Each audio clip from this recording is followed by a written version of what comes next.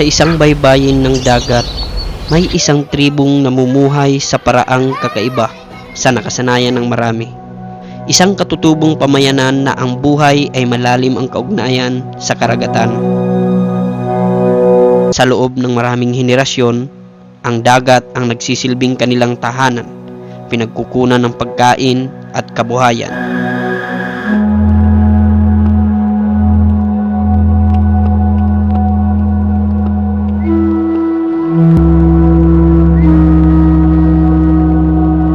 Taglay nila ang mayamang kultura, natatanging tradisyon at simpleng pamumuhay na naipasa mula sa kanilang mga ninuno.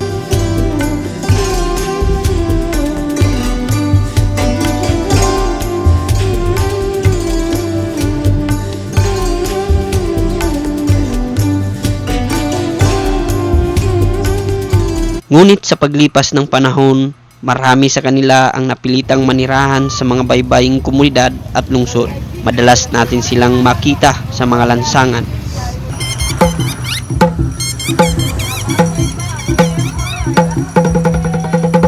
Ngunit kasabay nito ay ang mga panghusga at maling akala tungkol sa kanilang buhay. Sino nga ba talaga ang mga Badyaw? Ano ang kanilang kultura, mga tradisyon at mga hamong kinakaharap sa araw-araw?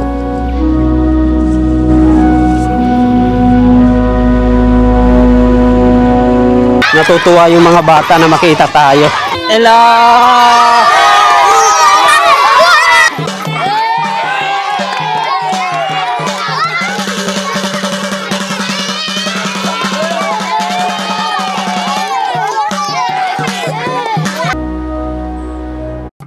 Ngunit bago ko marating ang lugar ng mga Badyaw ay nagbiyahe ako ng mahigit 3 oras papunta sa Isabel, Leyte, kung saan makikita ang mga Badyaw na nakatira sa gilid ng baybayin.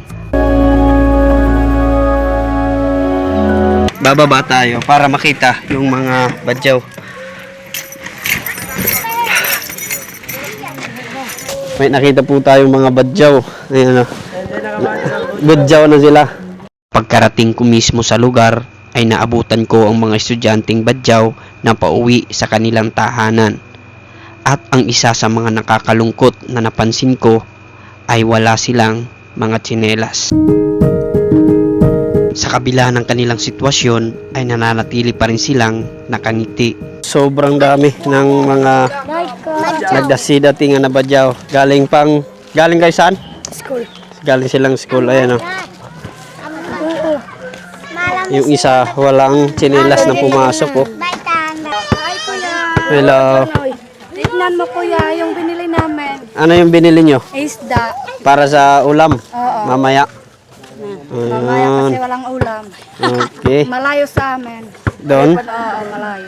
So ngayon ay sasama po tayo sa kanila. Titingnan natin yung kanilang sitwasyon doon. So itong mga Badyaw ay galing doon sa market, bumili ng kanilang pagkain para mamaya. Okay? Sige. Tatawid po tayo ngayon ng bridge bago mapuntahan yung komunidad ng mga Badyaw. Kinakailangan nilang tawirin ang mahabang tulay para makapunta sa kanilang mga tahanan. Kung titingnan natin, napakadelikado ang tulay na ito dahil isang pagkakamali mo lang ay pwede kang mahulog dito.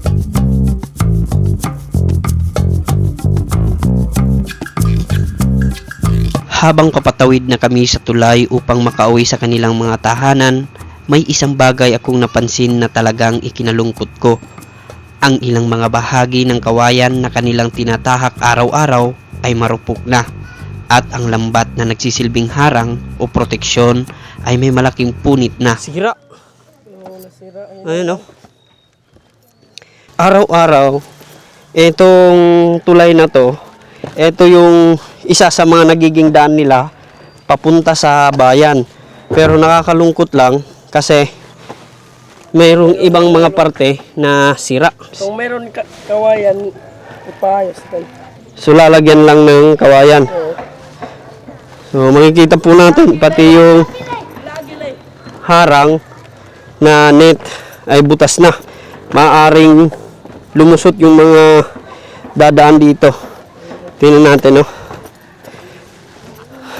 Delikado kapag biglang bumigay yung kanilang tulay dahil gawa lang to sa kahoy, oh. Hindi ba kayo natatakot na tumawid dito, baka bumigay? Hindi, kasi masasanay na. So, ayan, oh, mayroon tatawid, walang tsinelas. So, dahan-dahan lang po tayo. Ayan. Parami yung mga bata. Ayan, oh. Ba't wala ka lang tsinelas? So, nakakalungkot lang yung dinadaanan nila ay pagiwang-giwang at medyo may pagkaluma na. Marupok na rin yung ibang parte ng kawayan at yung sa gilid nitong nakaharang na net ay mga butas. Hala. Ayan, oh. Gumigiwang habang naglalakad tayo.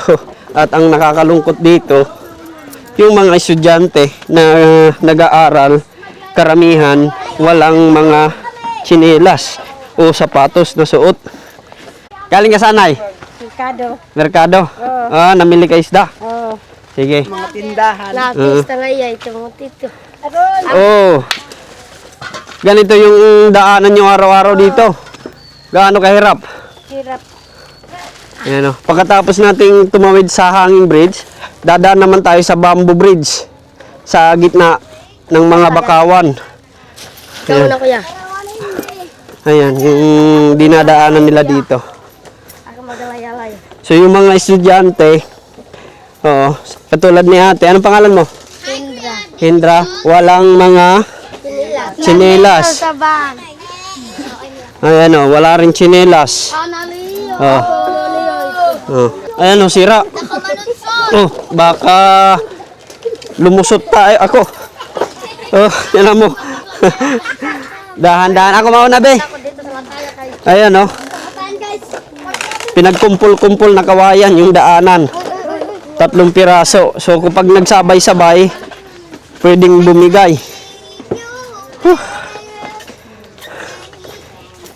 So, meron bang dito, panahon na nag-high tide?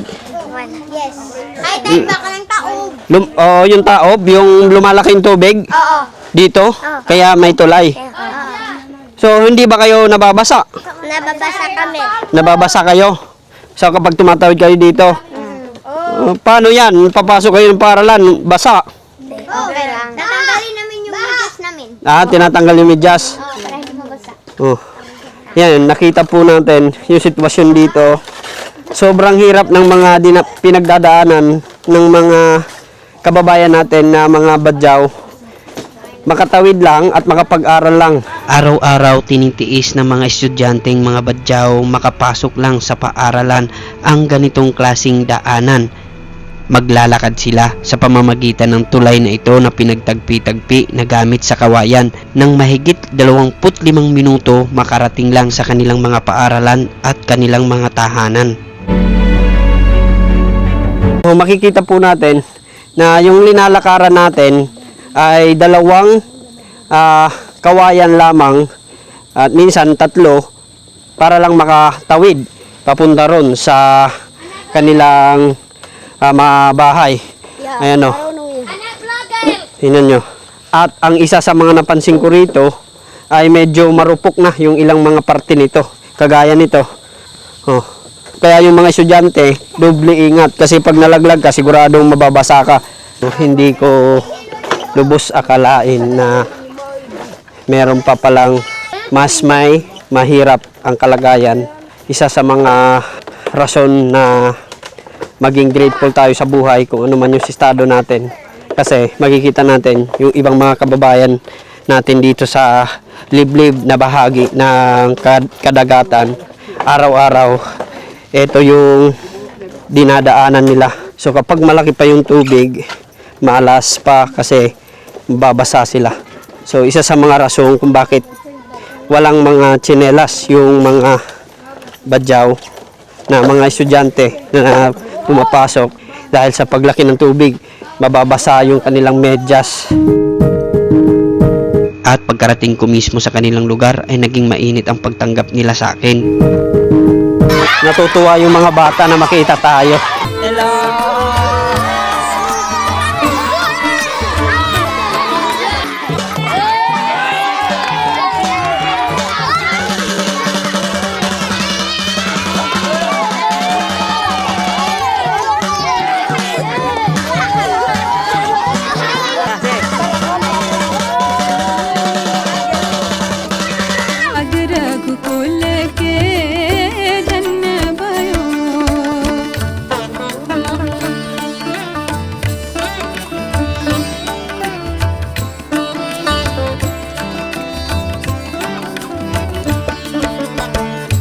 Karamihan sa mga badyaw na nakakasalamuha ko rito ay mababait at masayahin. So wala ditong nakasimangot na nakikita ko. More on sa kanila ay palangiti kahit nasa ganitong sitwasyon na sobrang hirap ng kalagayan nila kasi nasa ibabaw sila ng dagat nakatira, pero makakita natin sa kanilang mga mukha na talagang masaya sila sa kanilang pamumuhay. Sa kabila ng kanilang pagiging kontento, hindi pa rin natin maitatago yung hirap ng kalagayan nila. Ano ang hiling mo dito sa inyo? Ha? Pamahapluma ng pera. Pera? Oh, nanabahay. Pera lang. Pangdinding. Playstone. Nangahan. Kawayan. Oh, Oh, ayaw nyo yung semento? bawal. Bawal? Kaya pala ganito yung setup ng kanilang mga bahay kasi bawal magtayo dito ng mga ng mga semento. Yung karaniwang request nila dito ay yung pambili ng mga kawayan na gagamitin para sa kanilang bahay. So, meron silang kuryente. Makikita po natin yung linya ng kuryente dito. Maliwanag pag gabi. Pupunta po tayo dito sa pinakadulo para maipakita ko sa inyo yung buong komunidad. So, karamihan dito nagsasaing na. Nagsasaing na kasi wala pang kakain. Yung mga bata.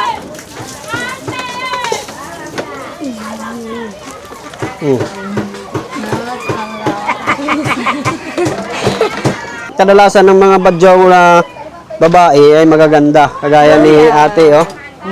Ayan, so yun yung mga napansin ko rito, magaganda yung mga badyaw. Ngunit sa kabila ng kahirapan na kanilang pinagdadaanan araw-araw, ang mga badyaw ay nananatiling positibo sa buhay.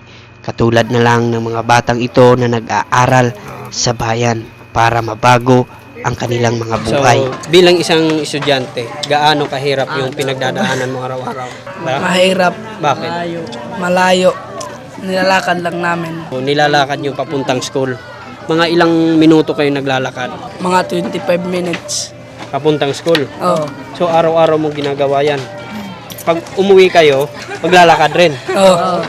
Bakit mo tinitiis na maglakad araw-araw? Tinitiis ko kasi meron akong pangarap. So naniniwala ka sa pamamagitan ng pag-aaral, magbabago yung buhay mo. Oo.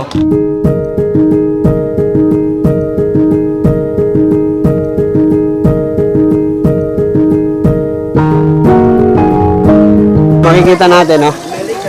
Sagana sila sa tubig. Yung tubig na to, sir, galing saan? Sa dagat din? Hindi. Saan mismo? Bayan. Magkano yung minimum nyo dito? Yung kadalasan minimum namin, 500 buwan. Minsan, aabot yun ng 1,000. Yung kuryente naman ninyo, magkano naman yung binabayaran nyo? Namin sa kuryente, depende, 180, 150, ganyan. So, lahat kayo rito, merong mga tubig. Ayan. Pagkatapos nating maikot itong area nila, ay susubukan po natin kausapin yung pinaka-leader nila dito. So, asan yung... Asan yung... Ayan. Okay. So, ito yung bahay ng pinaka-leader. Ayan. Hello. Maayong hapon. Hapon po. Magandang hapon po, tay. Ako po si Milber. Kayo po yung leader dito ng mga tribo, Badyaw? Yung dati si Jerry Sapayani. Mm. At ngayon, ako ang sumusunod sa kanya. Kaya nag-iba-iba kami. Nahati sa dalawang grupo ang tribo ng mga Badyaw.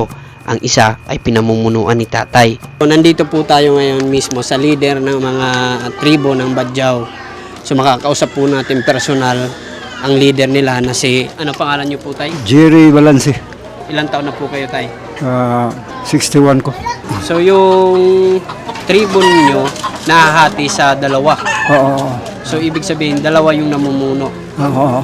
So doon sa isa si Jerry. Jerry Sapayani. So dito sa nasasakupan nyo, Jerry Balansi.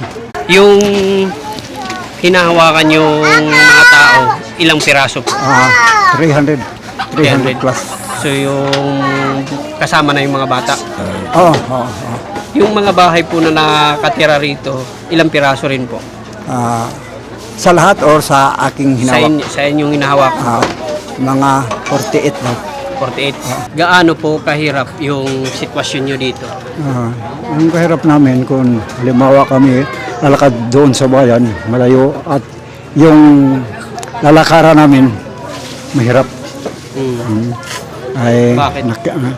nakita mo naman yung dadaanan namin, mga kawayan, yun ang makahirap sa amin. At saka yung baka nabuhay rin, mahirap. Ano yung pangunahing hanap buhay ninyo dito? Yung panagat, mamamana, yun. At maraming kuskus balungos nila.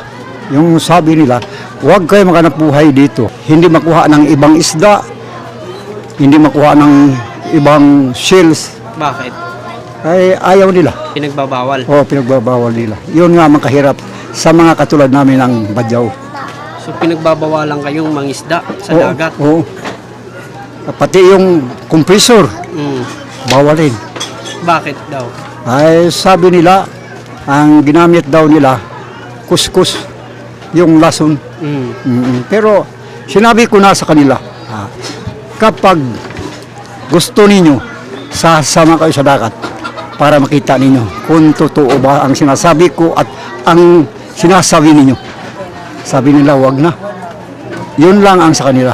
Sino po yung tinutukoy nyo? Yung namumuno ba rito o yung gobyerno? Yung gobyerno, yung mga yung mga pulis, yung bantay dagat, Yung mga Coast Guard? Oo. Sila yung nagbabawal sa inyo? Kaya nahihirapan po kayo? Oo. Hindi kayo makapaghanap buhay? Na makapaghanap buhay pero minsan din. Siguro matagal-tagal ang mga 6 or 7 na buwan. Nangawil kami doon. Malayo kami sa isla sa Kalanggaman. Binabawalan din. So Awil ng palangri. Saan pwedeng mangisda? Ang sabi nila, yung banda lang dito sa amin. Paano pag wala ng isda rito sa bahay inyo? Ay, Wala kayong pagkain? wala. So ano po yung maging mensahe niyo para sa kanila? Ang sinasabi namin, dapat yung pinagbabawalan ninyo, yung lason, pati yung lambat na pino, ang yung maliit na mata, pati putok. Oo. Sabi nila gumagamit kayo ng mga lason Oo. at saka yung mga lambat na pino. Kaya pinagbabawalan kayo. Oo. Kung hindi kami taga dyan, ayaw nila nang papunta kami dyan. Sa ibang, halimbawa dito, pati doon sa kabila, Bawal kayo. bawal. At saka yung doon sa mga isla-isla. So sa area nyo, doon lang kayo pwedeng mangisda. Oo. Minsan sa iba, pwede, pero diyan lang. Pati sa yung ibang lungsod, ibang barangay, ayaw. So kaya yan yung hinaing nyo na payagan kayo. Oo. Kaya ang gusto namin, nasabi ko na yan, nakapunta na ko doon sa Manila at saka sa Iloilo, gidala ko sa NCIP, sasabi ko sa kanila, hindi na magsige humingi ng mga Badyaw. Sabi ko, ganito, ay bakit hindi humingi ng mga Badyaw? Dahil sa mga patakaran na ginagawa ngayon maraming kuskus balungos. Yun pala ang makahirap sa amin. Mm.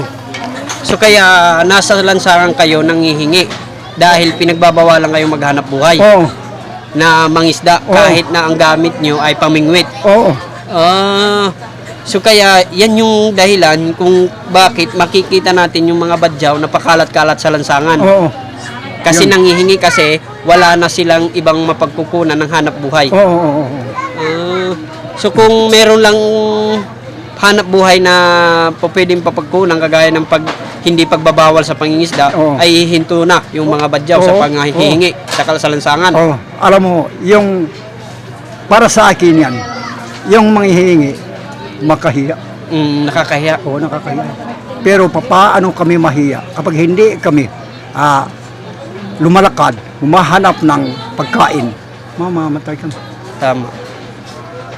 So yan yun na lang isa sa mga alternatibo yung paraan para kayo makasurvive araw-araw, yung pumunta sa lansangan, yung manghingi. Oo, oo, oo. So kung papayagan kayong mangisda na dito sa malapit, yung mga tribo nyo ay hindi na pagpapakalat-kalat sa lansangan. Hindi ko makasasiguro sa iba pero tungkol sa akin. Oh, yung pinamumunuan mo. Oo, Okay po. So ganun pala yung hinaing nyo oo, sa gobyerno. oo. Kung meron pong babaguhin dito sa lugar nyo, ano yung gusto nyong baguhin? Gusto namin baguhin yung batas na panganak buhay para hindi masyado siguro makakalat-kalat ng mga badyaw. Ang mga badyaw nagkakalat dahil sa ganyan na batas. Dahil sa sistema. Oo, sa sistema yan. Dito po sa lugar ninyo, ano po yung hiling nyo? Yung daanan namin, mahirap kami ho. Ay minsan yung mga bata o yung mga malaki mahulog dahil sa ganyan ng sistema. Daanan. Oo, daanan. So gusto nyong magkaroon ng magandang daan Oo, oo, papunta rito. oo. So halimbawa po may emergency, gaano kahirap yung sitwasyon nyo? Minsan magtulong-tulungan. Yung bangka namin, tutulungan, pupunta doon, pagkatapos tumatawag doon sa LGU na humingi ng tulong. Pero hindi mahirap rin kapag humingi kami tulong sa LGU. Sa pamamagitan ng pag-uusap namin ni Tatay Jerry, dito ko mas nakilala kung sino talaga ang mga badyaw. Sila yung mga taong tunay na may mga pusong Pilipino.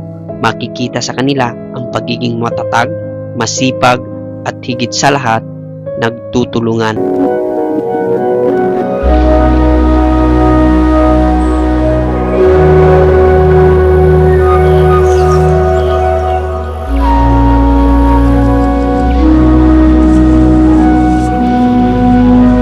Maghahaponan na sila, tatay. Yan. Kakain tayo. Yung pagkain, ano yung inanda mo, Nay? Ito? Oo, Kasama. kasaba. Ayan, sinanlag at saka merong Ito kinakain ng mga isda. badyaw. Ito yung kinakain ng mga badyaw. Okay. So, ito yung pagkain ng mga badyaw. Kamuting kahoy na ininit sa kawali at saka tinulang isda at saka hindi nawawala sa kanila yung mangga. Ginaganon eh. Kaya mga Ayan o. Ganon, ganon. Ganon. Yeah. para mabuo rin. Yan, ganyan. Para mabuo ni malaglag. Kailangan pag ano-anuhin. Ganyan. Ganyan, bilog-bilogin. Bilog-bilogin natin. Ayan, higop si tatay. Kain. Sabaw.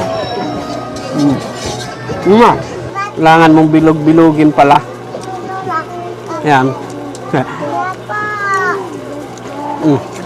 Higop ka ng sabaw. Ayan na.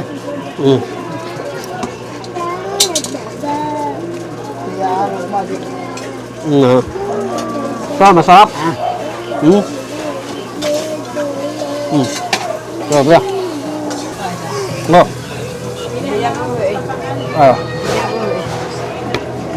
Ha? Dito ko napagtanto na ang tunay na kasaganaan ay hindi nasusukat sa dami ng pagkaing masasarap na inihain sa misa, kundi pagiging buo ng pamilya at saya sa pagsasalo-salo. So araw-araw, ito yung pagkain nyo. So bihira lang. Ha? Magkano rin? Pero bihira lang kayo kumain ng kanin. Kamuting kahoy, mangga, isda, may sinangag pa. Ayos. Okay. Pagka sa mga badyaw. Habang tumatagal ang aming pag-uusap habang nagsasalo-salo, ay dito ko rin nalaman na dalawa pala ang asawa ni Tatay Jerry sa isang bubong. So sa isang bahay, dalawa yung asawa mo. Ito sa dati, yung isa. Ah. At ngayon, nakapunta sila rito dahil sa yung apo ko ng isa na hospital. So ngayon, kasasama kayo sa isang bahay. Yun yung ibig sabihin ko. Ayan. Nag-iwalay kami matulog. Okay. So, ayos. Hindi ba kayo nag-away-away? Hindi. Okay. May asawa ng iba. Okay. Ganun pala. Si tatay, dati asawa niya si ate. Naghiwalay sila dahil tatlo na lang anak nila. Dahil sa hindi pagkakaintindihan. Ngayon, si ate na yung asawa niya. So, may anak na rin. And then, sa tatlo, sa isang bubong. Tapos, masaya. Okay? Dalawang babae, isang lalaki. Dalawang babae at isang lalaki. Oo. Tindi tay. Okay. Dito sa tribo nila, okay lang yung mag-asawa ka ng ilang piraso basta kaya mong suportahan.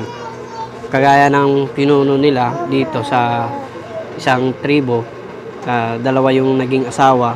Ito si nanay at saka yung isa naghiwalay. So, yung badyaw, pwede bang mag-asawa ng hindi badyaw? Pwede. Oo, basta magkasunduan. Basta magkasunduan. Yung asawa niya. Ito, asawa niya, Bisaya. Ilonggo. Pagkatapos naming maghapunan ay ipinakita naman nila sa akin ang kanilang tradisyonal na sayaw na kanilang ipinagmamalaki. चैत मास राम जी ने जन्म लियो भाग रघुकुल के धन्य भयो